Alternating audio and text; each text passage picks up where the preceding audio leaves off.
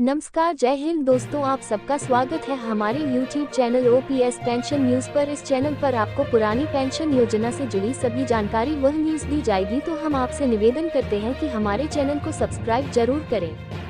कर्मचारियों के लिए आई बड़ी खुशखबरी, पुरानी पेंशन बहाली को लेकर आई बड़ी अपडेट। ओल्ड पेंशन स्कीम, भारतीय केंद्रीय कर्मचारियों के लिए एक महत्वपूर्ण समय आ रहा है।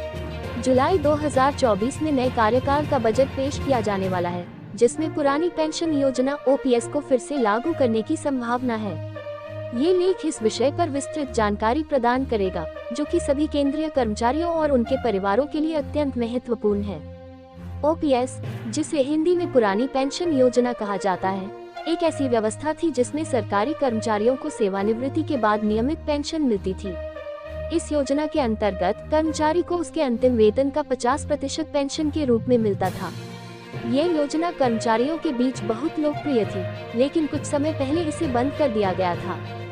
जुलाई 2024 का बजट और OPS की संभावना। आगामी जुलाई 2024 के बजट में OPS को फिर से लागू करने पर विचार किया जा सकता है। ये कदम कई कारणों से महत्वपूर्ण है। 1. कर्मचारियों की मांग, लंबे समय से केंद्रीय कर्मचारी OPS की बहाली की मांग कर रहे हैं। 2. राजनीतिक दबाव, कई राज्य सरकारों ने पहले ही OPS को लागू कर दिया है, जिससे केंद्र सरकार पर भी दबाव बढ़ रहा है।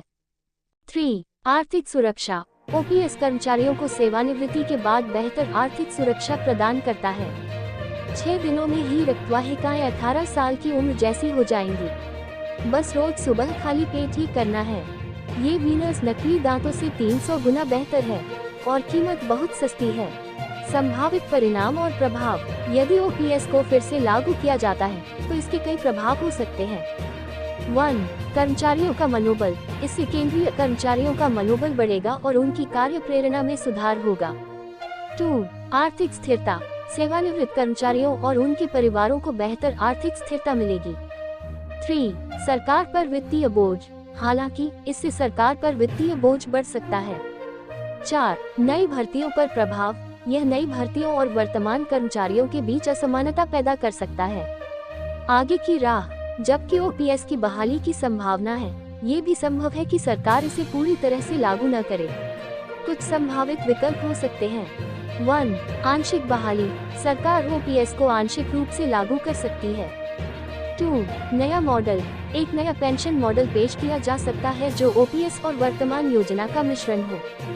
3. वर्तमान योजना में सुधार, मौजूदा पेंशन योजना में सुधार किए जा सकते हैं ताकि कर्मचारियों को अधिक लाभ मिल सके। जुलाई 2024 का बजट केंद्रीय कर्मचारियों के लिए बहुत महत्वपूर्ण होगा। OPS की बहाली एक बड़ा मुद्दा है जिस पर सभी की नजरें टिकी हैं। हालांकि अभी कुछ भी निश्चित नहीं है, लेकिन ये स्पष्ट है कि सरकार कर्मचारियों की चिंताओं को गंभीरता से ले रही है। आने वाले समय में ये देखना दिलचस्प होगा कि सरकार इस मुद्दे पर क्या निर्णय लेती है और यह केंद्रीय कर्मचारियों के भविष्य को कैसे प्रभावित करता है।